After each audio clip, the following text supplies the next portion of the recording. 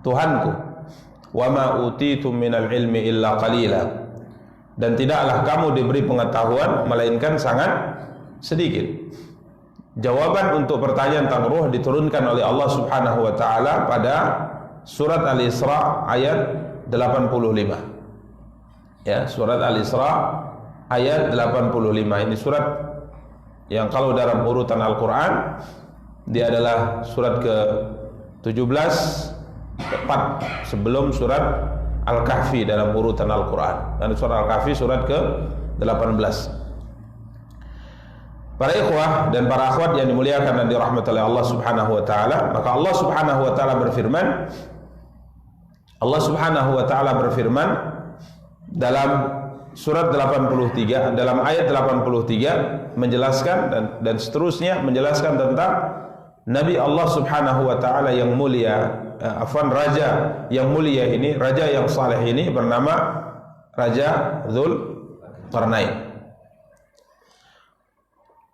Allah Subhanahu wa taala berfirman, A'udzu billahi minasyaitonir rajim. Bismillahirrahmanirrahim. Wa yas'alunaka 'an dzil qarnaini qul sa'atlu 'alaikum minhu dzikra. Wa yas'alunaka 'an dzil qarnain. Mereka ya Muhammad bertanya kepadamu tentang Dzulqarnain. Mereka bertanya kepadamu tentang Dzulqarnain. Kul, katakan kepada mereka, sa'atlu alaikum minhu dzikra. Katakanlah aku akan bacakan kepadamu cerita tentangnya, yakni tentang raja yang bernama Dzulqarnain.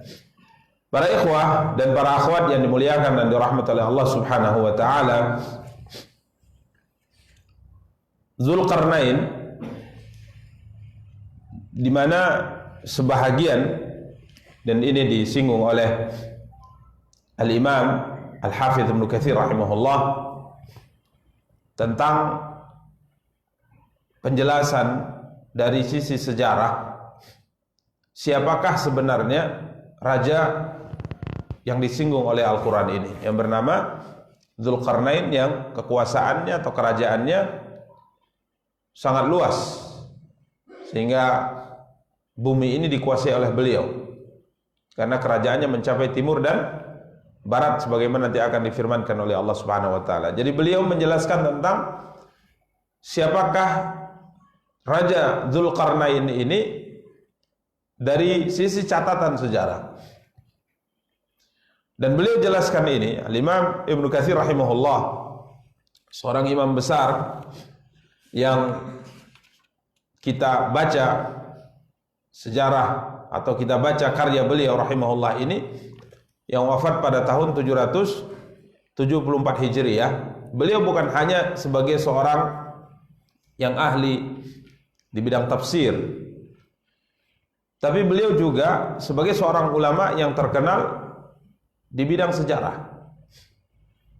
Karena itu beliau menyandang sebuah gelar yang disebutkan sebagian para ulama dengan mu'arrikhul Islam, ahli sejarah Islam. Artinya ahli sejarah yang dimiliki oleh kaum muslimin. Dan kalau berbicara tentang sejarah dan ahli sejarah yang disematkan di diri beliau rahimahullah, ini bukan hanya ahli sejarah berkaitan dengan cerita Nabi sallallahu alaihi wasallam, para sahabat dan tabi'in. Bahkan beliau dikenal sebagai seorang ulama ahli sejarah yang mengetahui dengan baik sejarah manusia dari zaman Nabi Adam alaihissalam. Jadi beliau tahu sejarah dari zaman Nabi Adam sampai tentunya zaman beliau rahimahullah. Karena ada satu kitab besar yang ditulis oleh beliau, membuktikan bahwa beliau itu layak menyandang gelar mu'arrikhul Islam, ahli sejarah Islam atau ahli sejarah yang dimiliki oleh kaum muslimin. Beliau menulis sebuah karya yang diberi judul dengan Al-Bidayah wan Nihayah. Karya besar ditulis oleh Al-Imam Al-Hafidz Abul Fida Ismail Ibnu Katsir. Judulnya adalah Al-Bidayah wan Nihayah. Dari judul ini kita bisa mengetahui bahwa yang beliau ketahui dari sejarah itu bukan hanya sekedar sejarah pada tahun atau pada masa dilahirkannya Nabi kita yang mulia sallallahu alaihi wasallam sampai beliau wafat, atau mungkin sejarah dari semenjak lahirnya Nabi sallallahu alaihi wasallam sampai mungkin generasi para sahabat. Ya, kalaupun ada orang yang menguasai sejarah Nabi dan sejarah para sahabat, ini juga orang yang sangat luar biasa. Ya, ini sangat luar biasa. Karena ia mengetahui secara terperinci, kalau ia ahli sejarah mengetahui secara terperinci kejadian-kejadian yang terjadi, ya, mungkin sampai 100 tahun dia tahu sejarah per mungkin harinya, per pekannya, per bulannya, per tahunnya dia tahu. Namun karya Al-Imam Ibnu Katsir rahimahullahu taala ini judulnya adalah Al-Bidayah wan Nihayah. Bidayah artinya permulaan, nihayah artinya akhir. Jadi beliau mencatat sejarah yang terjadi dari kisah kehidupan manusia pertama, permulaan cerita manusia Nabi Adam alaihi salatu wassalam, sampai nihayah, sampai akhir, yakni sampai sejarah yang terjadi di zaman beliau, sampai yang beliau ketahui di saat beliau hidup. Makanya subhanallah, kalau kita baca karya Bidayah wan Nihayah ini, beliau sebutkan pada tahun sekian terjadi ini dan ini. Yang meninggal dari orang-orang yang terkenal di daerah sana, fulan bin fulan, fulan kejadian. Kemudian ada kejadian-kejadian aneh itu dicatat semua dalam Bidayah wan Nihayah. Oke, subhanallah, kalau ada di antara kita yang mungkin hobi menulis dan ingin menjadi ahli sejarah, misalnya kalau kita mencatat misalnya dari tahun 90 saja sampai 2023 ini, sudah berapa banyak yang kita harus catat dalam catatan sejarah itu. Karena subhanallah banyak tentunya dalam perjalanan manusia ini yang sangat baik untuk dicatat, untuk jadi pelajaran berikutnya, generasi berikutnya. Karenanya istilah para ulama dulu mengatakan bahwa sejarah itu akan berulang. Sejarah itu akan berulang. Coba kalau seandainya kita mencatat saja, ya, apa yang terjadi misalnya di wabah corona kemarin, dari awal mulai virus ini menyebar di daerah di Cina, Wuhan ya namanya. Taib, kemudian terus menyebar di seluruh dunia sampai negara kita bagaimana kondisinya. Kemudian dicatat sama-sama saja yang qadarullah, semoga Allah merahmati kaum muslimin yang terkena penyakit sampai meninggal. Dicatat siapa-siapa saja, datanya ada. Saya kira mungkin 1, 2 atau 3 jilid buku nggak selesai. Begitu yang dilakukan oleh Imam Ibnu Katsir rahimahullah. Dia boleh mencatat, ya, sampai ada cerita-cerita aneh dalam karya beliau, ya, telah terjadi, itu tercatat dalam sejarah itu. Ada seorang ibu yang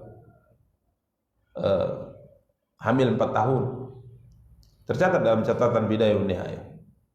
Jadi ini sebuah bukti nyata bahwa beliau adalah ahli sejarah, dan itu tatkala beliau catat, ya bukan dongeng saja gitu loh. Ya, artinya memang itu adalah data yang istilahnya otentik, ya. Data yang benar pasti, yang beliau terima, beliau pelajari dari generasi-generasi sebelumnya. Jadi beliau punya guru, kemudian guru ini punya catatan dan sebagainya, kemudian dirangkum dalam sebuah karya besar yang diberi judul Al-Bidayah wan Nihayah. Maka tatkala beliau berbicara tentang mentafsirkan ayat Al-Qur'an tentang Dzulqarnain ini sebenarnya siapa, beliau membahasnya dari sisi sejarah. Karena Dzulqarnain ini digadang-gadang dalam catatan sebagian para ilmuwan adalah seorang raja yang terkenal dari Yunani. Itu semua tahu ini. Namanya adalah Alexander Agung. Tahu kan? Terkenal raja ini, anak daripada Raja Philip 2 atau 3, ya, Raja Philip 2 atau 3. Jadi Alexander Agung ini adalah seorang raja yang sangat diagungkan oleh orang-orang Romawi, kekaisaran Romawi. Dan antum tahu bahwa Kaisaran Romawi atau kerajaan Romawi dan Alexander Agung ini menguasai negara yang begitu luas. Kapan itu? 300 tahun sebelum dilahirkannya Isa Al-Masih alaihi salam. Ini catatan sejarah sebelum adanya Nabi Isa. Sebelum Nabi Isa lahir. Yani 300 tahun sebelum Nabi Isa lahir, ada seorang raja dari Yunani, ya, bernama Alexander Agung, ya. Kalau pakai nasab bin Philip, bin Philip ya, agak lucu juga ya. Alexander Agung bin Philip, anak Raja Philip. Yang mana Raja Philip ini, kalau saya sedikit baca tentang perjalanan kerajaan-kerajaan di masa itu biasanya raja ini saling saling mendendam antara satu dengan yang lainnya, sehingga raja ini kemudian ada yang membunuhnya, kemudian naik tahta berikutnya. Sama seperti kalau kita membaca catatan sejarah di negeri kita ya, khususnya kerajaan yang ada sebelum adanya negeri kita Indonesia, Majapahit dan yang lainnya. Ini ceritanya itu berlanjut pembunuhan demi pembunuhan antara satu raja dengan raja berikutnya. Ya.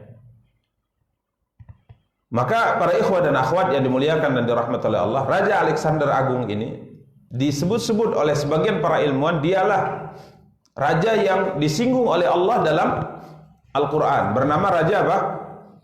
Dzulqarnain. Raja Alexander Agung ini beliau sebutkan yang terkenal ini, dia membangun Banal Iskandaria. Dia membangun kota Iskandaria. Kota Iskandaria di mana? Di Mesir. Jadi beliau membangun kota ini. Jadi memang seorang raja yang sangat terkenal dari kerajaan Yunani. Ya. Kemudian para ikhwah dan akhwat yang dimuliakan dan dirahmati oleh Allah Subhanahu wa taala, Al-Imam Ibnu Katsir rahimahullah membantah anggapan atau pendapat sebagian ilmuwan. Bahkan beliau mengatakan yang lebih aneh lagi, kalau seandainya ini adalah sebuah pengakuan yang disampaikan oleh seorang ilmuwan di luar Islam, mungkin kita masih memaklumi. Akan tapi beliau katakan al-ajab anna Abu Zur'at ar-Razi ma'a jalalati qadrihi saqahu bitamamihi fi kitabihi dalailin nubuwah. Wa dzalika gharibun minhu wa fihi minan nakarati annahu minar Rum. Yang lebih sangat membuat heran, kata beliau, seorang ulama besar bernama Imam Abu Zur'ah Ar-Razi, seorang ulama besar, ma'a jalalati qadrihi, dengan kedudukannya yang sangat mulia, beliau dalam karya Dalailun Nubuwah, dalam karya beliau Dalailun Nubuwah, kata Imam Ibnu Katsir, beliau menyebutkan secara sempurna ya tentang tentang Dzulqarnain ini. Akan tapi sejarah yang beliau sebutkan itu mengarah ke seorang pemuda dari Romawi, ya dari Yunani yang bernama Al-Iskandar, Alexander Agung tadi. Padahal Alexander Agung ini, kata Imam Ibnu Katsir, adalah anak daripada Raja Philip dari Makedonia, yang diagungkan oleh orang-orang Romawi sehingga pertanggalan yang dibuat oleh orang-orang Romawi itu dimulai dari masa kekuasaan atau kerajaan yang dipimpin saat itu oleh Alexander Agung. Ya. Ini sangat berbeda ya, beda. Dzulqarnain dengan Alexander itu tidak sama. Kenapa? Beliau katakan bahwa Alexander itu masa hidupnya, kekerajaan yang dia pimpin itu 300 tahun sebelum Isa Al-Masih. Sedangkan Dzulqarnain yang diceritakan oleh Allah dalam Al-Quran ini ribuan tahun sebelum lahirnya Isa Al-Masih.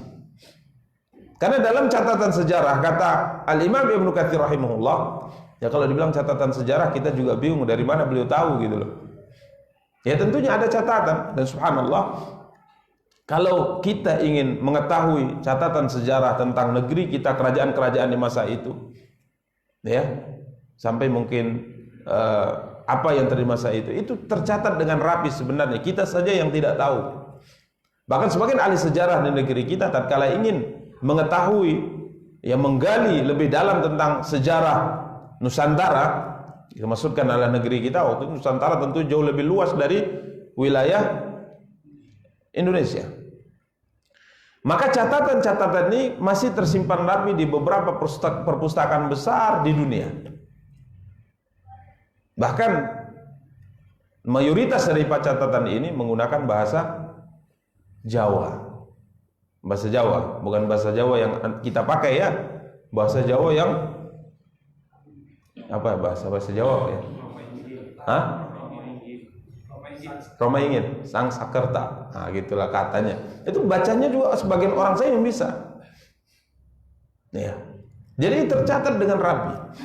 Karena dalam setiap generasi itu ada saja orang yang seperti ini. Karena kalau saya baca dalam catatan sejarah, misalnya yang sering kita baca tentunya di masa Islam ya, selama masa Islam Nabi dan seterusnya, itu dulu dalam setiap peperangan itu ada orang yang hadir. Memang dihadirkan dalam pertempuran itu, tapi tentunya tidak ikut terjun ke medan tempur. Dia duduk di satu tempat dekat dengan pertempuran dan dia mencatat apa yang terjadi. Dia catat. Ya, pertempuran pertama, pasukan ini bertemu, kemudian terjadi dialog, dicatat itu dengan rapi. Karenanya ada ahli sejarah seperti yang kita kenal Ibnu Khaldun, ahli sejarah yang terkenal dengan Ibnu Batutah, yang paling terkenal mungkin di kita Ibnu Batutah. Ya, walaupun yang apa namanya, yang jauh lebih condong kepada kitab dan sunnah sebagai manhaj salaf itu adalah Ibnu Khaldun. Yang terkenal dalam karya beliau Muqaddimah Ibnu Khaldun. Jadi mereka ini bahkan keliling ke seluruh dunia saat itu, ya tentunya di masa itu, dan mereka mencatat apa saja yang mereka lihat dalam kehidupan manusia di dunia. Ya, sampai beliau Ibnu Battuta misalnya bercerita pergi ke suatu daerah, ya Nusantara, negeri kita. Beliau dapati katanya dalam catatan sejarah yang ditulis oleh Ibnu Battuta, sebuah buah yang mirip seperti tengkorak kepala. Buah tatkala dikupas dia mirip seperti tengkorak kepala, seperti tengkorak, mirip tengkorak. Tapi di dalamnya ada air. Kemudian ada sesuatu yang nikmat untuk dimakan. Kiranya itu buah apa? Buah kelapa. Dan beliau juga sebutkan ada orang-orang yang beliau temui, mereka pemakan daging manusia. Dalam catatan sejarah itu. Ya, makanya para ikhwah dan akhwat yang dimuliakan dan dirahmati Allah, sebenarnya kalau kita ingin mengetahui sejarah itu tercatat dengan rapi. Cuman kita saja mungkin yang kurang kurang baca. Ya, kurang baca. Kalau kita mau baca, mau menelaah, niscaya kita akan dapati catatan sejarah itu dengan baik bisa kita pelajari. Ini yang disebutkan oleh Imam Ibnu Katsir rahimahullah. Jadi Alexander Agung itu hidupnya 300 tahun sebelum dilahirkannya Al-Masih.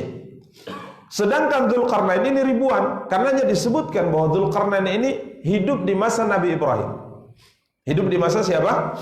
Nabi Ibrahim. Bahkan boleh sebutkan di sini annahu tafa bil baiti ma'a Ibrahim al-Khalil alaihi salam awwalu man ma banahu wa amana bihi wattaba'ah. Disebutkan dalam catatan sejarah ya bahwa beliau ini pernah melakukan tawaf bersama dengan Nabi Ibrahim di mana? Di Ka'bah. Awal mula Nabi Ibrahim selesai membangun apa? Membangun Ka'bah. Ini Dzulqarnain. Beliau beriman dengan Nabi Ibrahim dan mengikuti ajaran Nabi Ibrahim. Berarti ajaran Nabi Ibrahim ajaran apa? Tauhid. Ya. Ajaran Nabi Ibrahim adalah ajaran tauhid. Di mana beliau alaihi salam adalah seorang nabi sallallahu alaihi wasallam, seorang nabi yang terkenal dengan dakwah tauhidnya. Jadi beliau itu beriman, Dzulqarnain bertemu dengan Nabi Ibrahim, beriman dengan Nabi Ibrahim, mengikuti ajaran Nabi Ibrahim dan tawaf di mana? Di Ka'bah. Bahkan Imam Ibnu Katsir mengatakan, catatan sejarah mengatakan wa kana waziruhul Khadir alaihi salam. Menteri kepercayaan Dzulqarnain adalah Khadir alaihi salam. Kan yang kita ceritakan. Ya, ini dalam catatan sejarah. Wa amma ats-tsani fa huwa Iskandar ibnu Philip al-Maqduni al-Yunani. Adapun raja yang kita singgung di atas yang bernama Alexander Agung, anak dari Raja Philip dari Makedonia, dari Yunani,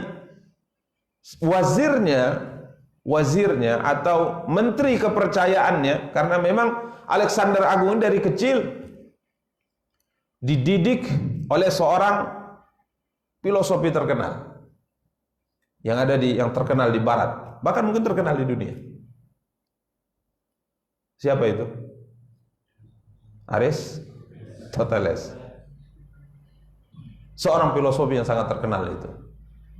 Ya, karena Alexander Agung ini berhasil sampai ke tampuk kerajaan atau menjadi raja di umur 20 tahun.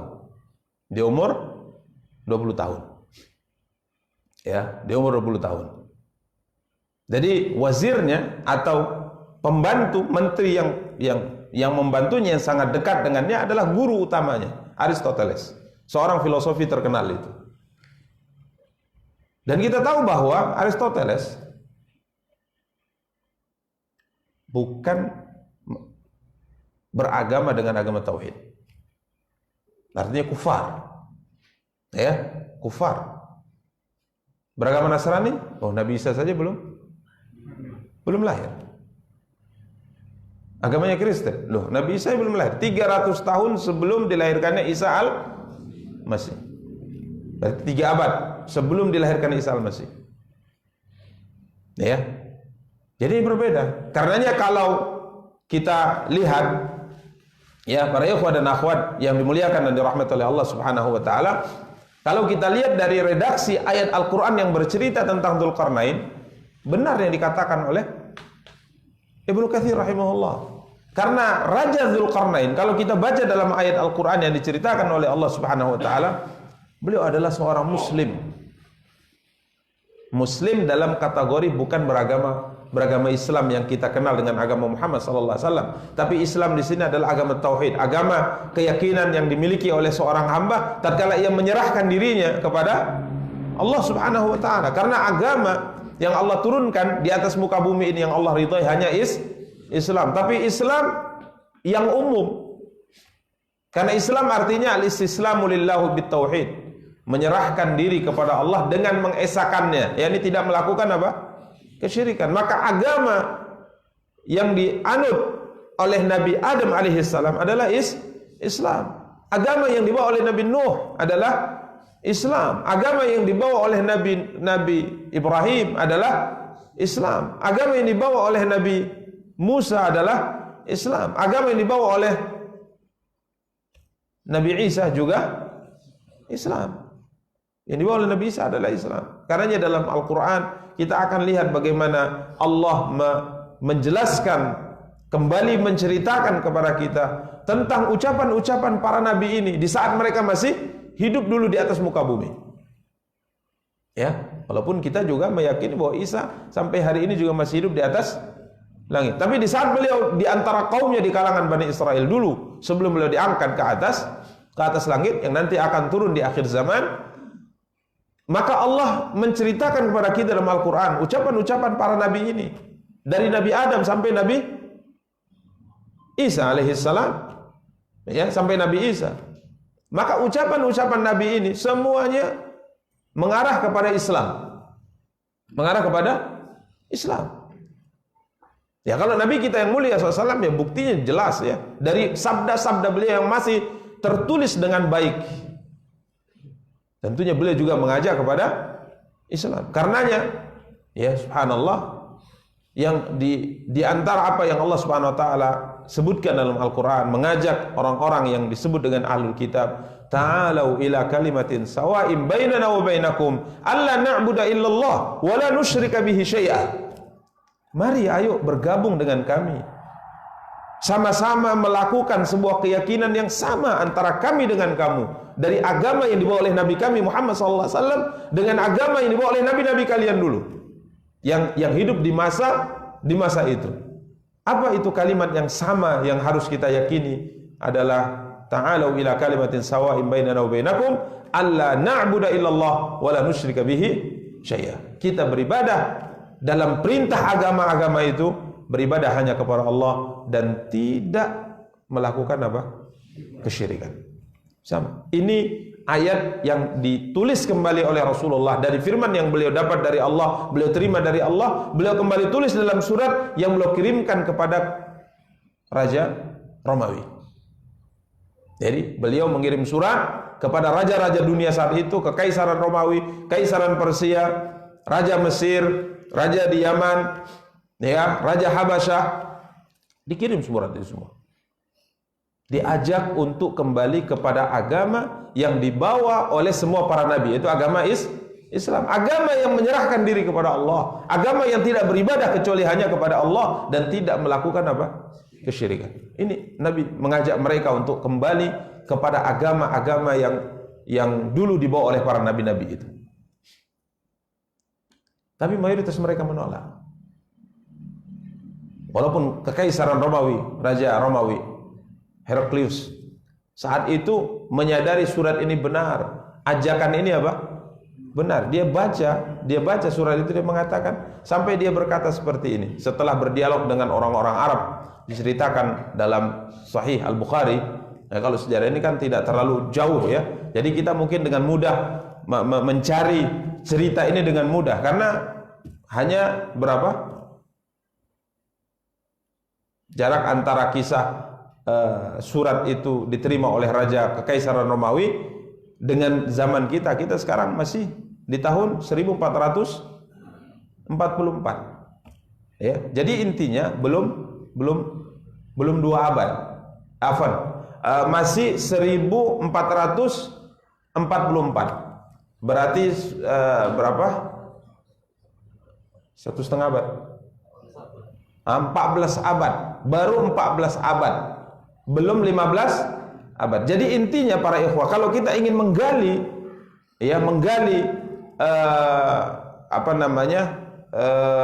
sejarah yang terjadi pada zaman Nabi kita yang mulia SAW, itu masih bahasanya mungkin dalam ilmu masih berserakan lah ceritanya, masih berserakan itu lembarannya, masih mudah kita menggali gitu.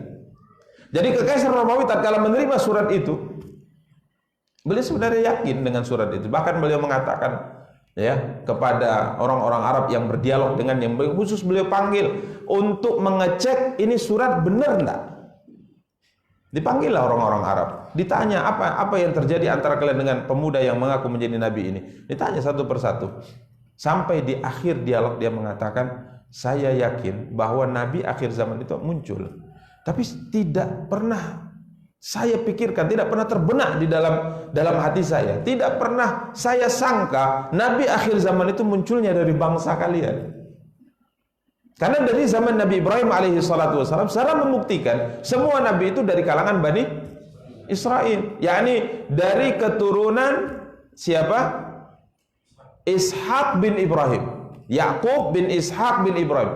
Catatan secara membuktikan semua para nabi yang jumlahnya antara Ibrahim sampai nabi kita yang mulia SAW itu jumlahnya ratusan nabi tercatat dalam sejarah. Itu semuanya keturunan Yakub bin Ishak bin Ibrahim. Tidak ada seorang nabi pun yang muncul setelah Nabi Ibrahim kecuali dari keturunan ini.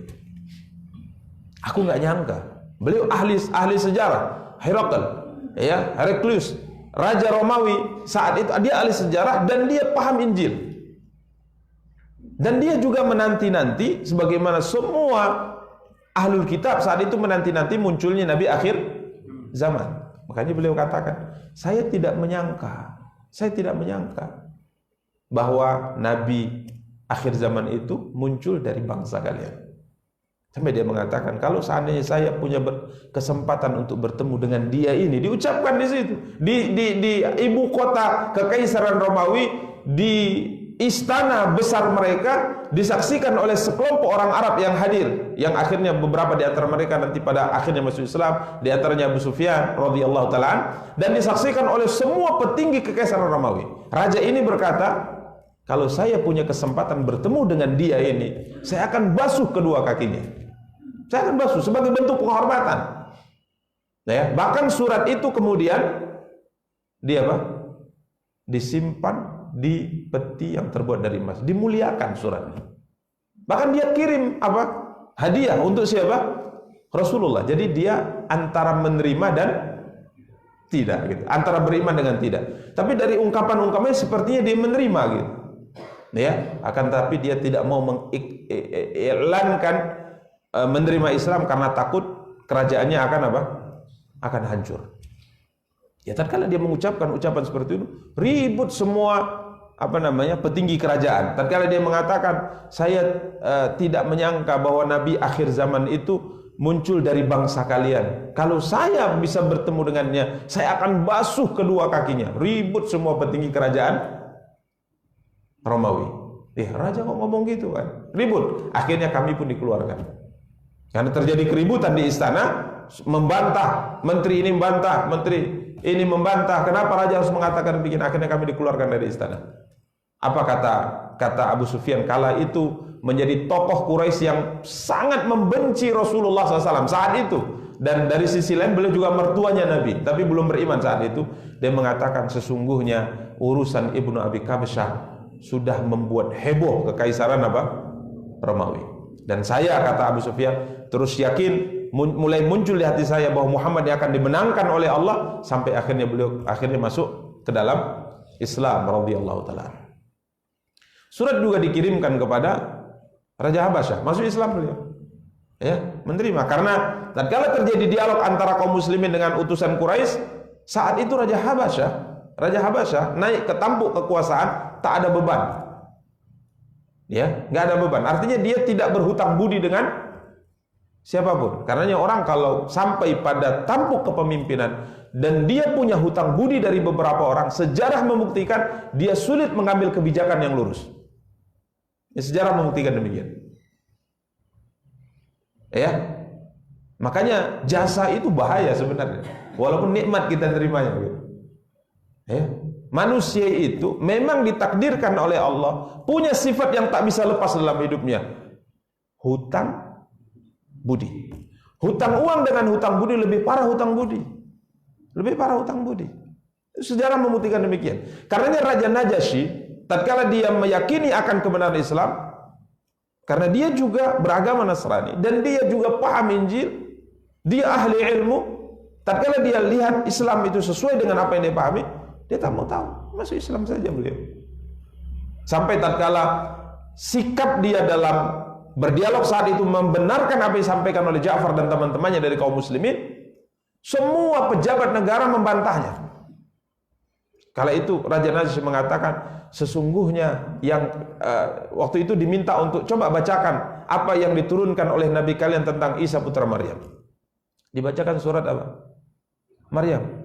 Kaf ha ya ain sad dzikru rahmati rabbika 'abdahu Zakaria idz nada rabbahu nidaan khafiyya, sampai cerita tentang bagaimana proses kehamilan yang terjadi pada wanita yang mulia, wanita yang suci, Maryam binti Imran. Kemudian hamilnya bagaimana kesedihannya, bagaimana kelahirannya, bagaimana tuduhan orang dan sebagainya. Diceritakan secara terperinci dalam surat apa? Maryam. Beliau tunduk mendengarkannya dengan khusyuk. Setelah selesai beliau mengatakan, sesungguhnya yang kalian baca, yang dibawa oleh Nabi kalian ini dengan yang diceritakan oleh Nabi Isa dalam catatan ilmu yang mereka tahu dari kitab Injil, keluar dari satu lubang yang sama, sumbernya sama. Maka tokoh ini mengatakan, kan sebenarnya kalau dari sisi poinnya itu berbeda dari yang diyakini oleh orang-orang Nasrani tentang Isa putra Maryam.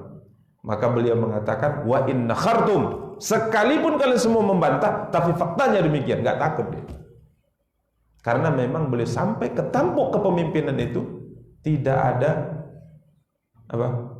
hutang budi dengan siapapun. Sampai beliau mengatakan dalam ungkapan yang sangat terkenal, ya, kurang lebih saya tidak berhutang dengan siapapun tatkala saya sampai ke tampuk kepemimpinan ini. Ini murni Allah yang memberikan. Karena memang disebutkan dalam sejarah Raja Najasyi ini, Raja Najasyi kembali menjadi tokoh raja itu karena memang akhirnya mereka tidak dapatkan pilihan kecuali dia. Dia anak raja tapi dikesampingkan. Ya, sampai dijual. Sampai dia dijual gitu. Akan tetapi pamannya yang menggantikan ayah dari Raja Najasyi punya 9 anak yang saya ingat ya. Mungkin antum bisa kembali yang saya ingat karena sudah lama saya bacanya. 9 anak putra pamannya. Jadi Raja Najasyi satu-satunya putra mahkota dari ayahnya. Kemudian ayahnya meninggal, dia pun diasuh oleh pamannya. Pamannya punya 9 anak kurang lebih ya. Tapi semuanya bodoh. Semuanya nggak layak jadi seorang raja. Memang buah mangga itu tidak akan pernah jatuh jauh dari pohonnya, kecuali kalau di bawah kalong. Ya, kalaupun di bawah kalong kan nggak terlalu jauh amat kan, ya kan? Nggak mungkin lah kalong sampai ke Eropa kan, nggak mungkin. Taib, intinya memang buah mangga itu tidak akan pernah jatuh jauh dari pohonnya. Ini sebuah pepatah yang benar. Orang-orang tua kita dulu membuat peribahasa seperti ini karena memang ya perjalanan sejarah seperti itu. Kesimpulannya memang seperti itu. Darah orang mulia itu akan mengalir di anaknya. Ya, sekalipun mungkin dia telah tertimbun oleh lumpur, tapi kalau mutiara tetap apa? Mutiara. Mutiara tetap mutiara. Jadi akhirnya 9 anak ini semuanya nggak benar gitu. Sampai terjadi akhirnya pamannya yang menggantikan ayahnya itu mandi hujan tersambar petir. Mati. Sedangkan ini karena dia takut nanti dia bisa mengalahkan karena kecerdasannya dan sebagainya, mengalahkan 9, dia pun dijual. Sampai akhirnya tatkala raja tiba-tiba mati, bingung nih. Ini 9 orang putra-putra mahkota ini semuanya bodoh semuanya ini. Ya, ini nggak bisa. Hancur kerajaan kita kalau seperti ini. Akhirnya dicarilah di mana itu anak raja itu, dicari. Rupanya sudah statusnya seorang apa? Seorang budak. Ya, seorang budak. Sampai akhirnya singkat ceritanya, walaupun untuk pembebasan itu juga menakjubkan gitu. Dia tidak mengeluarkan modal apapun. Sehingga dia kembali lagi menjadi apa? Raja. Jadi nggak ada. Ini memang ketentuan Allah sampai akhirnya Allah kembalikan kerajaan yang dimiliki oleh ayahnya kepadanya. Jadi dia tidak punya beban. Sehingga dalam mengambil sebuah kebijakan, dia ambil sesuai dengan yang dia yakini. Dia tidak pikirkan. Artinya, ya kalau memang kerajaan ini diambil lagi, ya orang diberi ke saya juga nggak pakai apa? Modal. Kalau dia bayar dari ini, nanti kalau saya turunkan belum balik apa? Belum balik modal. Bermainlah dulu. Ayah, ya nanti setelah itu ya tobatlah kan gitu kan. Padahal nasallallahu alaihi wasallam di tengah-tengahnya pun kadang-kala mati belum sempat apa? Tobat. Ya itu memang apa namanya? Sebuah sejarah yang kalau kita baca benar gitu. Dia orang yang mengeluarkan suatu itu dia berpikir untuk apa? Harus balik gitu. Dia punya hitungan gitu. Ya, dia punya hitungan. Ya semoga para pemimpin kita tidak memiliki sifat itu, amin ya rabbal alamin. Karena nggak akan selesai kalau seperti, nggak akan selesai sampai kapan pun nggak akan selesai. Ya, sampai kapan pun nggak akan selesai. Karena para ikhwan dan akhwat yang dimuliakan dan dirahmati oleh Allah Subhanahu wa taala, ini agama yang dibawa oleh semua para nabi. Ya, sehingga Raja Najasyi tadi setelah dia tahu, dia kemudian masuk Islam. Apakah tidak terjadi Ustaz di kerajaannya perlawanan dari orang-orang terdekat? Terjadi perlawanan, tapi sampai akhir hayatnya statusnya masih seorang raja. Sampai pada akhirnya statusnya seorang raja. Seorang raja Muslim beragama Islam memimpin kerajaan beragama Nasrani. Subhanallah.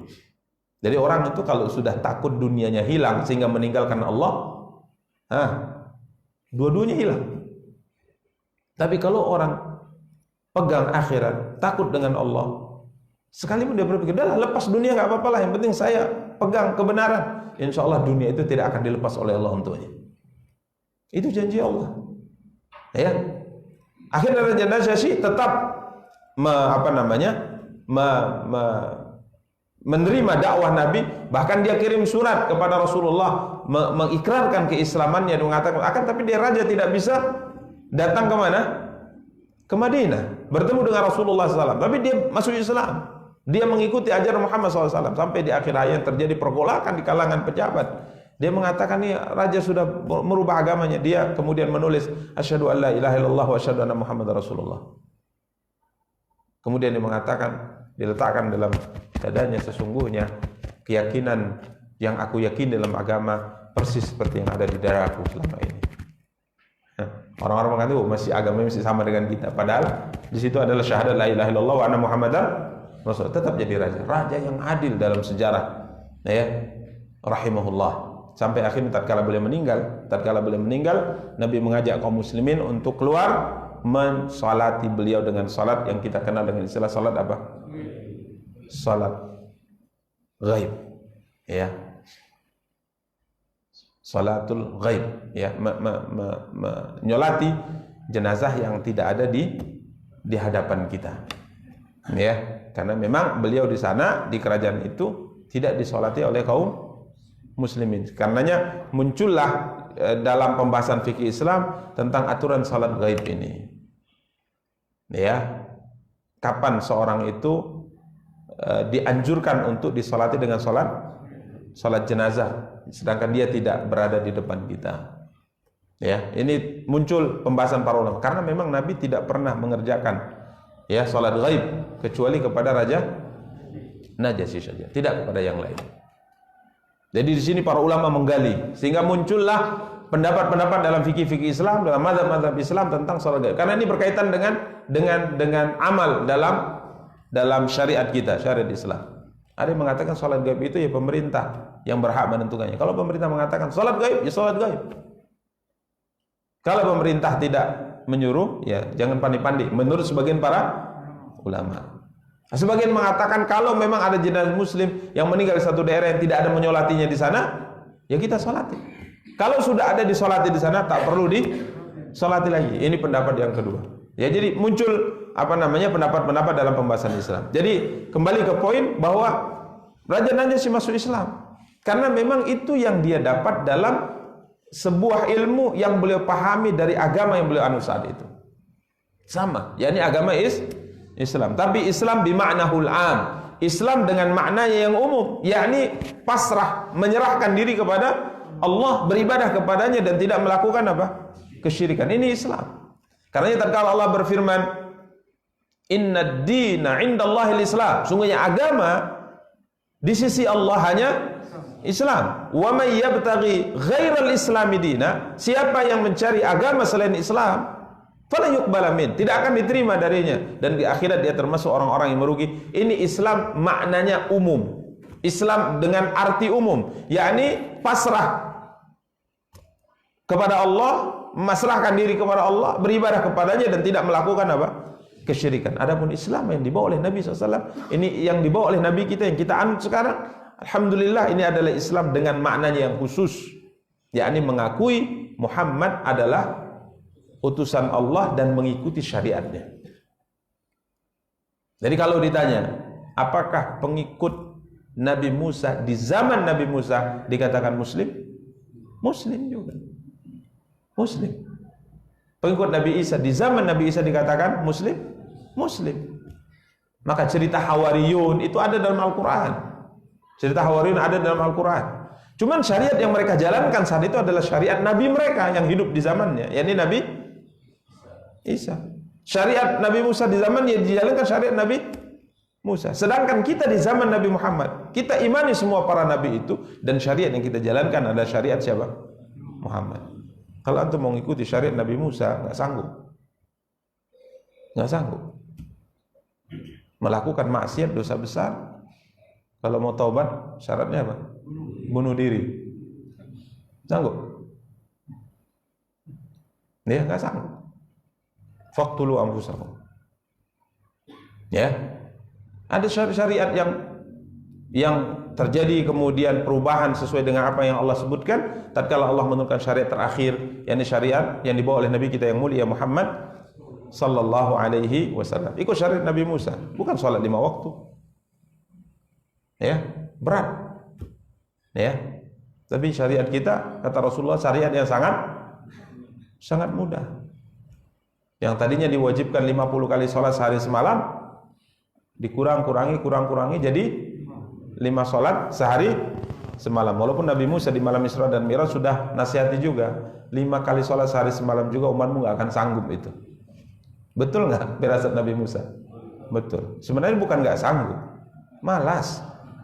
Bukan gak sanggup, malas. Ya, buktinya main bola 5 jam sanggupnya. Ya, main bola 5 jam sanggup. Sholat berapa menit? 10 menit. Ya, 15 menit sudah khusyuk kali itu. Ya, nggak sanggup. Lari 50 km sanggup. Jalan ke masjid nggak sanggup. Ini sudah Nabi Musa sudah mengatakan nggak sanggup mereka. Minta kurang lagi. Tapi Nabi sudah malu kan. Coba bayangkan dari 50 kali sholat sehari semalam didiskon bahasa pasarnya gitu, dagangnya. Jadi 5 sholat sehari semalam. Masih disarankan untuk naik minta keringanan. Nabi, apa kata Nabi? Sudahlah, cukuplah. Sekembali lagi dari 50, 40, 30, 20, 10 jadi 5. Masih minta lagi? Enggaklah, sudah kata Nabi. Ya, maka Allah mengatakan sudah aku tetapkan kewajiban ini untuk hambaku, namun pahalanya sama seperti mengerjakan 50 kali sholat sehari semalam. Semoga Allah mudahkan kita untuk menjaga kewajiban ini dan seluruh kaum muslimin sampai kita semua bertemu dengan Allah Subhanahu wa taala. Amin ya rabbal alamin. Jadi ini agama ya. Makanya Imam Ibnu Katsir rahimahullah mengatakan bahwa Dzulqarnain itu ribuan tahun sebelum lahirnya Isa. Sedangkan Alexander itu 300 tahun sebelum kelahiran Isa. Yang biasa kalau apa namanya? Kalau dalam pertanggalan selalu sebelum Masehi gitu. Sebelum apa? Masehi, sebelum Masehi. Berarti 300 tahun sebelum Masehi. Jadi berbeda. Jadi kalau kita lihat nanti dalam ayat Al-Qur'an, ya, beliau ini adalah seorang nabi yang beriman. Makanya dalam catatan sejarah pernah bertemu dengan Nabi Ibrahim, beriman dengannya, mengikuti ajarannya, dan bahkan pernah tawaf di mana? Di Ka'bah. Ya, pernah tawaf di Ka'bah. Jadi Ka'bah ini memang sudah ada dari zaman, sudah ada dari zaman siapa? Yang membangunnya Nabi Adam. Yang membangun Ka'bah itu Nabi Adam. 40 tahun setelah dibangunnya Ka'bah baru Nabi Adam membangun Masjid Aqsa di Palestina. Semoga Allah berikan kekuatan pada kaum muslimin dan kemenangan kepada kaum muslimin untuk melawan Zionis. Amin ya rabbal alamin. Baik, jadi 40 tahun jarak antara pembangunan Nabi Adam Ka'bah dengan, jadi masjid pertama yang dibangun di atas muka bumi untuk ibadah adalah Ka'bah. Ya, adalah apa? Ka'bah. Nabi Ibrahim muncul hanya melanjutkan pembangunan yang sudah hancur, tinggal pondasi-pondasinya. Karenanya bahasa Al-Qur'an disebutkan wa idh yarfa'u Ibrahimul qawa'ida minal baiti wa Ismailu rabbana taqabbal minna innaka antas samiul alim. Meninggikan bangunan atau pondasi yang sudah ada di situ. Ya, demikian para ikhwah dan akhwat yang dimuliakan dan dirahmati oleh Allah Subhanahu wa taala. Allah Subhanahu wa taala menjelaskan bahwa Dzulqarnain ini adalah qul sa'atul alaikum minhu dzikra. Katakan kepada mereka, saya akan bacakan kepadamu cerita tentangnya. Cerita apa? Tentangnya. Namun perlu diingat bahwa redaksi Al-Qur'an tatkala menceritakan sebuah cerita, Al-Qur'an akan menekankan atau fokus pada cerita yang bisa mendatangkan manfaat. Kalau kita dalam cerita itu serunya. Ya, bahkan kalau cerita kita mulai cerita awal, kita mau di akhirnya apa sih kan gitu ya. Enggak sabar kita bacanya gitu. Awalnya cerita itu panjang sampai mungkin berapa jilid gitu. Kita tengok awalnya akhirnya gimana ya? Tengok akhirnya dulu.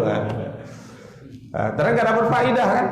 Enggak dapat faedah. Akhirnya saja, endingnya gimana ini cerita? Udah selesai, udah tutup. Ya.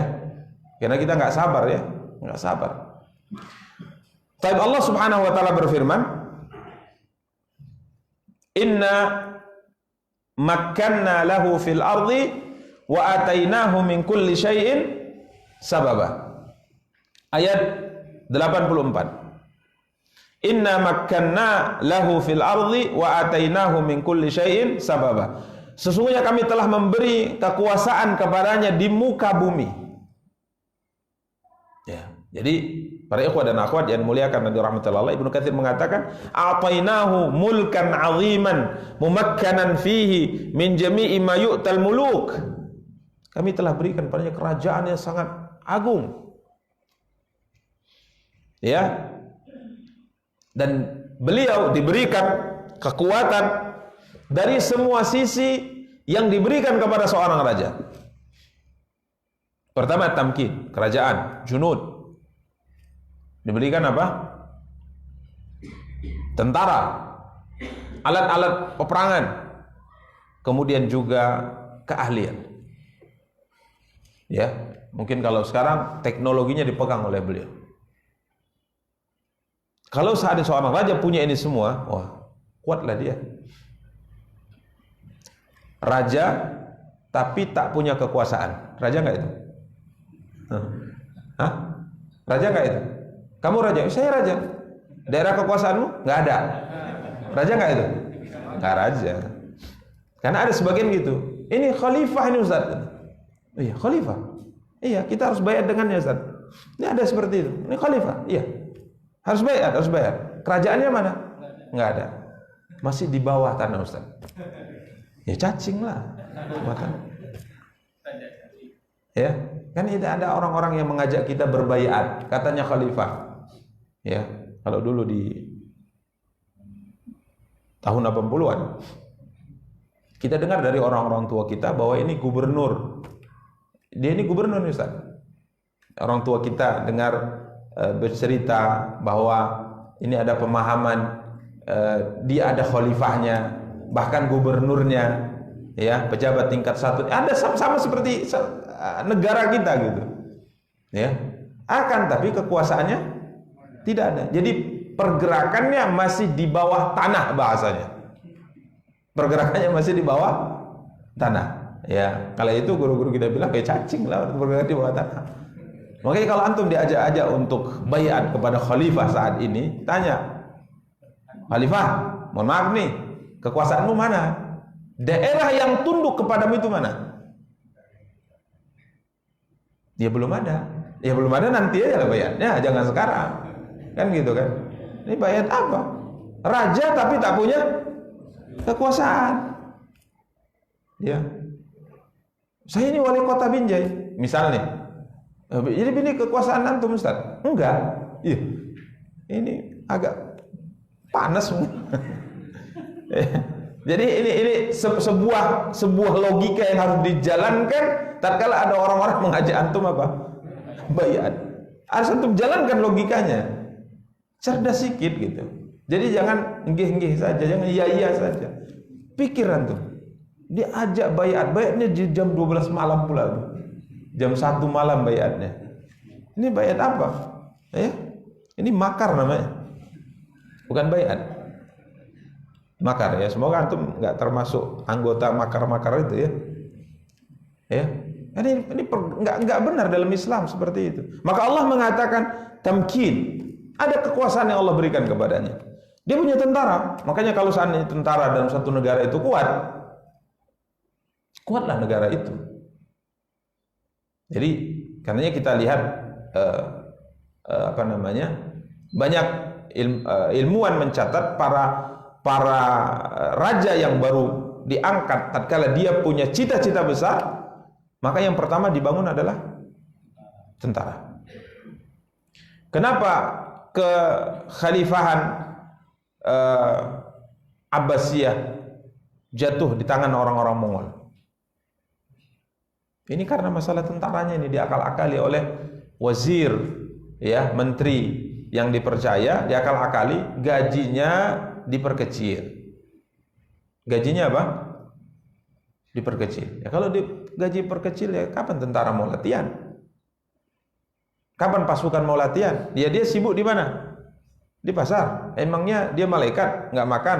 Anak istrinya malaikat? Nggak makan. Jadi gajinya dipangkas gajinya. Apa yang terjadi? Ya nggak siap.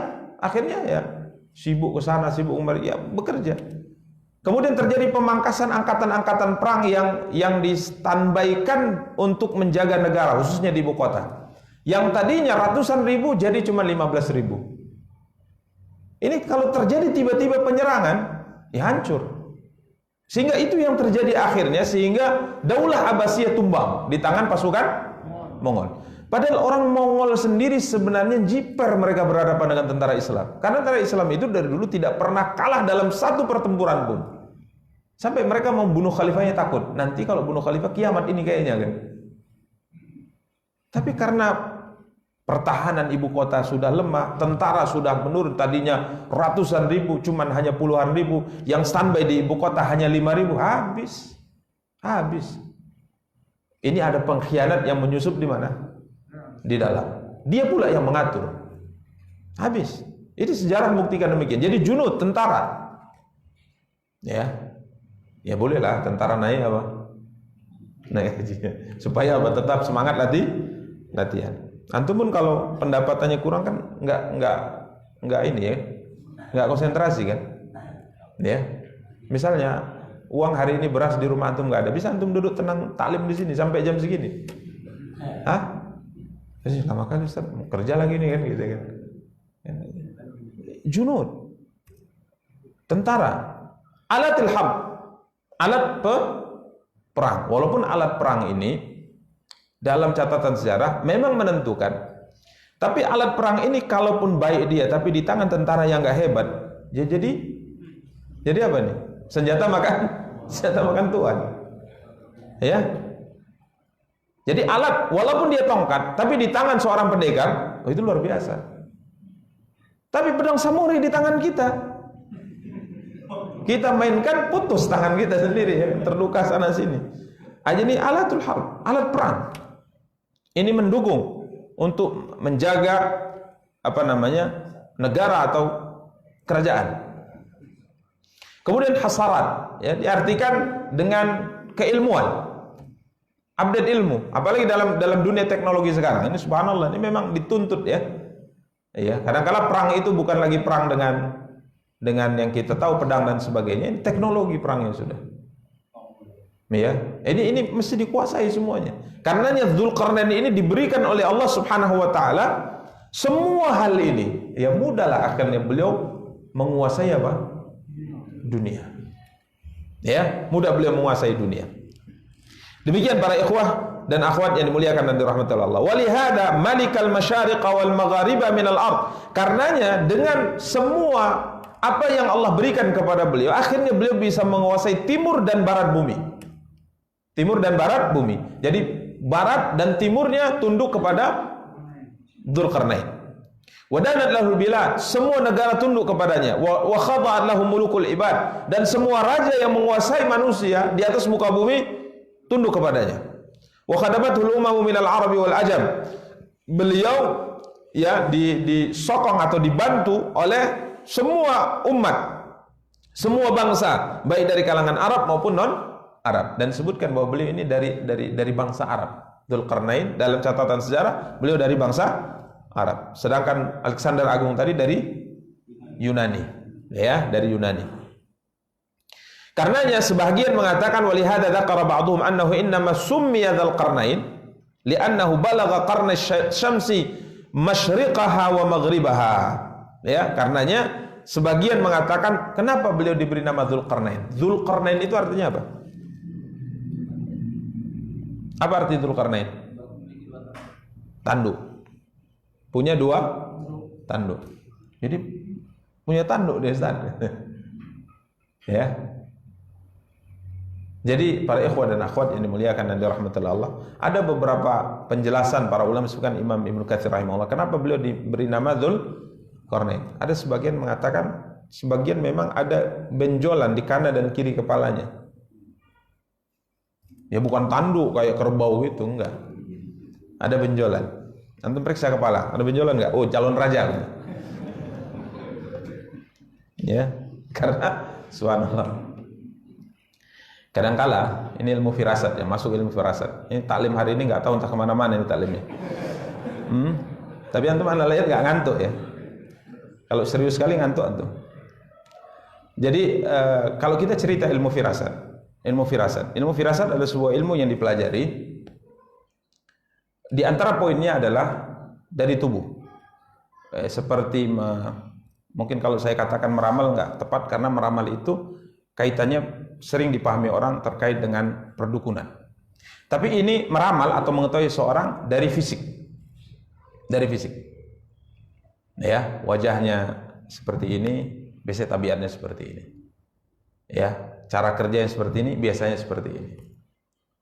Ini firasat, ketajaman yang biasa didapat kadangkala karena banyak berjalan di atas muka bumi, banyak berteman, banyak bergaul dengan semua bangsa di dunia, sehingga dia bisa tahu ini orang pengkhianat nih, ini orang jujur, ini orang gitu.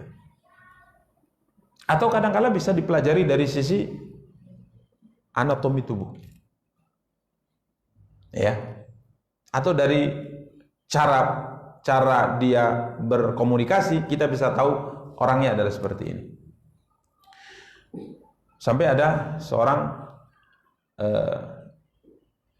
dalam pengadilan, seorang qadhi, ulama besar, dia termasuk orang yang pandai menebak lah bahasanya, kalau menebak gitu. Karena kalau meramal kaitannya itu kurang bagus ya. Meramal kan tangan tuh, oh ini kamu akan jadi orang kaya nih. Ini nggak ada ininya, nggak ada apa namanya dasarnya, ya. Ini hanya mengaku-ngaku mengetahui perkara yang gaib. Jadi ada seorang qadhi terkenal, ulama besar, dia pandai sekali menyampaikan hal yang tidak diketahui orang, ya. Sampai dia mengatakan, ya saya butuh saksi nih untuk kasus ini. Ya, datangkan apa namanya 2 orang perempuan. Setelah pergi, dia bilang, ini yang satunya gadis tadi saksi perempuan, pakai cadar nih. Satunya gadis belum nikah, yang satunya hamil. Yang satunya janda, apa? Satunya gadis, satunya janda. Dari mana kita tahu perempuan ini gadis dan perempuan ini janda? Dulu nggak ada KTP, nggak ada kartu keluarga. Tapi dia ngomong, yang tadi 2 itu, satu gadis, satu janda. Yang hadir, oh kamu ini kayak apa namanya nabi dapat wahyu saja. Apa sih, kalian cek aja kan? Dikejar, ditanya, benar satunya gadis, satunya janda. Ini firasat, ilmu firasat. Gimana tekniknya Ustaz mengetahuinya? Itu bacanya sendiri kan. Gimana tahu status orang? Ya, ini si fulan, ini si fulan, sampai subhanallah. Dia kejeniusan atau kecerdasan tatkala bisa melihat situasi, dia bisa menentukan ini. Sampai ada sebuah cerita yang dilemahkan oleh sebagian para, bahkan ini cerita nggak benar. Tapi subhanallah, orang dia bisa mengatakan ini dan ini dan ini dan ini, ya terbukti gitu. Sampai dia mengatakan ini, ya Tuan Kadi ini anak hasil dari zina gitu. Padahal belum ada tes apa? DNA. Tapi dari komunikasi dia tahu, ini anak zina ini orangnya. Setelah dicek betul, masa iya? Coba tanya sama ibumu kalau masih hidup. Tanya ibunya, iya benar, dulu saya pernah berzina dengan ayahmu, akhirnya lahirlah engkau. Dari mana itu bisa diketahui? Karena mereka sering apa? Berinteraksi dengan manusia, banyak berteman dengan. Makanya qadi atau hakim dulu itu kadangkala saksi atau yang ngadu dan sebagainya itu suruh duduk saja, dia akan perhatikan, dia sambil kerja perhatikan. Ya, lambat laun kemudian dia sudah bisa langsung masuk ke titik permasalahan dan dia mengaku. Ya, biasanya sekarang ilmu apa? Psikologi. Ya, ini dipelajari. Antum disuruh nulis. Orang kadangkala ahli psikolog itu tahu sifat antum gimana. Tulis saja. Kan ada orang nulisnya nulis naik, kan? Ada nulis turun, ada nulis lurus. Nah, itu bisa dibaca sebenarnya. Kalau kacau, berantem antum istri antum ya. Oh iya Ustaz kan. Begitu apa namanya? Dan ini Al-Imam Syafi'i rahimahullah taala juga belajar ilmu firasah ini. Ilmu firasah boleh pelajari dari anatomi tubuh. Dan ini sama sekali kata para ulama tidak berkaitan dengan ilmu gaib. Ini tidak berkaitan dengan ilmu gaib. Karena ilmu gaib itu biasanya terkait dengan apa namanya? Simbol-simbol tertentu yang ditulis dan sebagainya, kemudian muncullah sebuah hasil yang sama sekali tidak memiliki dasar baik dari ilmu kecuali mengaku-ngaku mengetahui perkara yang gaib. Jadi subhanallah, ini yang apa namanya disebutkan tentang Dzulqarnain. Jadi kepalanya itu ada benjolan apa? 2 di depannya. Jadi seperti apa? Tanduk. Jadi bukan tanduk gitu, seperti kerbau, enggak. Ya. Jadi saya sebutkan tadi, kalau periksa coba kepala antum atau anak antum, mungkin kelak akan menjadi seperti raja apa? Dzulqarnain. Karena Muawiyah bin Abi Sufyan radhiyallahu taala, Muawiyah bin Abi Sufyan itu dari semenjak kecil dia punya kepala yang agak beda dari teman-temannya. Lain kepalanya. Kemudian teman-teman ibunya, Hindun, yang makan hati atau jantung Hamzah itu yang akhirnya masuk Islam radhiyallahu anha, kan ibunya Muawiyah. Kalau anaknya itu masih kecil, orang-orang mengatakan, ini calon raja ini anakmu nih. Akan jadi raja orang Arab ini nanti ini kalau besar. Celaka kalian katanya. Kok raja orang Arab? Raja Arab dan non-Arab. Gitu kata ibu ini. Jadi dia akan menguasai jazirah Arab dan menguasai juga jazirah selain Arab. Benar. Dia jadi gubernur selama 20 tahun dan menjadi raja selama 20 tahun, dan tidak pernah tercatat dalam sejarah yang sampai saat ini kaum muslimin punya sejarah raja seorang yang adil seperti Muawiyah bin Abi Sufyan. Ini orang hebat luar biasa yang terzalimi. Muawiyah bin Abi Sufyan. Tatkala beliau jadi khalifah, jadi gubernur Syam, seluruh penduduk Syam itu satu kata, satu ucapan, sebagaimana dikatakan oleh Muawiyah bin Abi Sufyan. Ali bin Abi Thalib saja mengakui.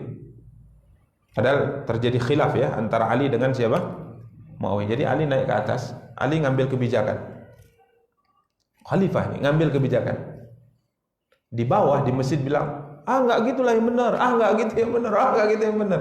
Jadi tidak tunduk satu apa? Satu komando. Maka Ali mengatakan wajah-wajah yang tidak ditemukan di negeri Syam. Yang di bawah kepemimpinan siapa? Muawiyah bin Sufyan. Kalau dikatakan stabilitas negara akan terjaga. Kalau pemimpinnya mengatakan semuanya mengatakan enggak main sendiri. Kalau main sendiri hancur. Ya, naik kereta api. Ada 10 gerbong. Gerbong pertama mau ke kanan, gerbong ke kiri mau ke kiri, gerbong yang belakang mau mundur, yang satu mau maju, yang satu mau jempalik-jempalik. Hancurlah. Wajah yang tidak dikenal dan tidak ada di negeri Syam. Ali bin Abi Thalib ngasih kebijakan, yang satu mengatakan enggak pas tuh yang gini, hancur. Tapi Syam, Masya Allah, apa yang dikatakan Muawiyah diikuti. Ini menunjukkan bahwa beliau adalah seorang apa ini? Apa istilahnya kalau sekarang? Bukan karisma, dalam kepemimpinan. Beliau adalah seorang tokoh yang menonjol dari sisi mungkin berpolitiknya hebat, ya, penguasaan, administrasi dan sebagainya jago, sehingga akhirnya semuanya tunduk satu kata dengannya. Jadi kalau maju semua, kalau mundur semua, berhenti semua. Ini keahlian yang dimiliki oleh siapa? Muawiyah, yang memang sudah diprediksi dari bentuk kepalanya yang berbeda tatkala dia masih kecil. Masih kecil. Ini akan jadi raja Arab. Oh enggak, kata ibunya. Raja Arab dan non Arab, kata ibunya. Lebih hebat lagi keyakinan apa? Ibunya. Benar, subhanallah. Muawiyah bin Abi Sufyan radhiyallahu taala. Dan ini firasat yang biasa ya. Imam Nawawi rahimahullah tatkala masih kecil, kemudian ada orang melihatnya, dia mengatakan ini akan jadi orang luar, masih kecil, mungkin umur 7 tahun, 8 tahun. Ini akan jadi orang besar di masanya. Ini subhanallah. Tengok tulisan Imam Dzahabi rahimahullah, masih umur SD, belajar dengan seorang guru. Waktu itu Kutab namanya, dia tulis, jadi setelah nulis diajukan ke guru. Waktu itu gurunya kedatangan tamu, seorang ulama juga sedang duduk di sampingnya. Mulailah gurunya sambil cerita membenarkan beberapa catatan. Dah selesai. Masuk Imam Dzahabi, masih kecil. Waktu diperbaiki oleh gurunya, sang guru melihat kepada catatan Imam Dzahabi, dia mengatakan, tulisan engkau sama seperti tulisan ahli hadis. Artinya engkau akan menjadi ahli hadis. Benar, jadi ahli hadis terkenal. Al-Imam siapa? Al-Dzahabi rahimahullah. Jadi ini biasa dalam kehidupan yang mungkin mereka bisa melihat sesuatu dengan banyaknya mereka berinteraksi dengan manusia, bergaul dengan banyak bangsa, melihat anak-anak yang seperti ini selama ini dilihat sifatnya seperti ini, atau mungkin dari kejernihan hati yang mereka miliki. Ya, dengan banyaknya beribadah kepada Allah. Tapi poin ini kata para ulama sangat mirip dengan sebagian orang yang mendapatkannya dari cara yang tidak benar. Makanya hati-hati dalam perkara ini, karena ini semuanya sebenarnya masuk dalam bingkai ilmu gaib yang mungkin firasat menyampaikan sesuatu yang belum terjadi. Dia tipis dia. Karena ada orang yang ingin mendapatkan itu dengan mengosongkan perutnya sekian lama, ya, dengan bertapa dan sebagainya.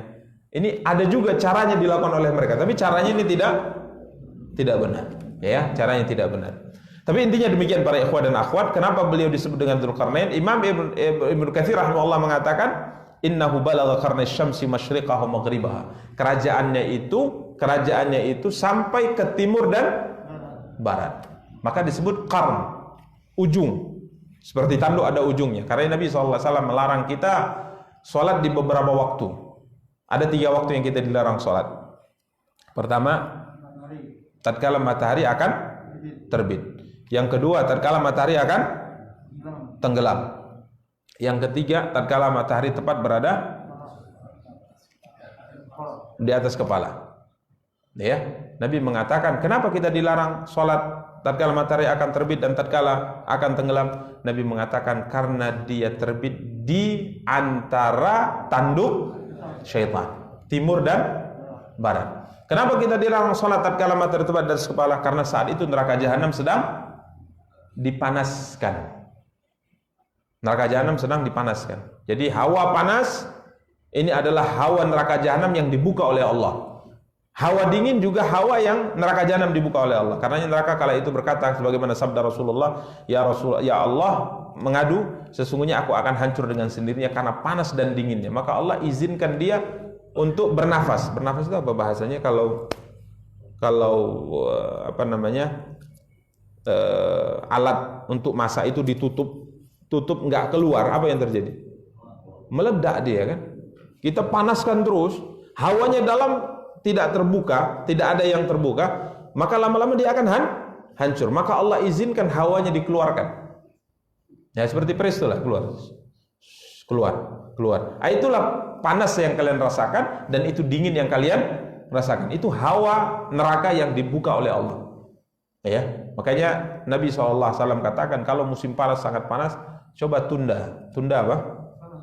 Tunda sholat zuhur. Ya, ini tentunya di daerah yang ada musim panasnya. Mungkin panasnya sampai 50 derajat misalnya, orang mau keluar mengerjakan sholat itu susah, maka Nabi katakan tunda. Jadi intinya beliau disebut Dzulqarnain karena kerajaannya sampai ke timur dan barat bumi. Maka beliau disebut dengan Dzulqarnain. Bahkan Allah mengatakan wa atainahu min kulli syai'in sababa, dan kami memberikan kepadanya jalan untuk mencapai segala sesuatu. Sebagian para ulama mengatakan jalan di sini adalah ilmu. Jalan di sini adalah apa? Ilmu. Allah berikan padanya ilmu. Ya. Sebagian mengatakan manazilul ardi wa alamuha. Dia diberikan ilmu untuk menyampai daerah-daerah yang ada di seluruh penjuru dunia, ya, sehingga akhirnya kekuasaannya mencapai timur dan barat. Demikian para ikhwah dan akhwat yang dimuliakan dan dirahmati oleh Allah Subhanahu wa taala. Kita akan lanjutkan pembahasan insyaallah pada pertemuan akan datang tentang pertemuan beliau dengan beberapa manusia yang ada di 3 daerah, di timur dan barat, juga di satu daerah yang akhirnya nanti beliau membangun apa? Tembok Ya'juj dan Ma'juj. Jadi ada tiga daerah yang beliau datangi, ya, semuanya tunduk kepada beliau, dan yang terakhir beliau membangun tembok Ya'juj dan Ma'juj. Demikian para ikhwah dan akhwat yang dimuliakan dan dirahmati Allah. Semoga yang kita sampaikan ada faedahnya untuk kita semua, ya. Kita cukupkan. Subhanakallahumma bihamdika asyhadu an la ilaha illa anta astaghfiruka wa atubu ilaik. Wassalamualaikum warahmatullahi wabarakatuh.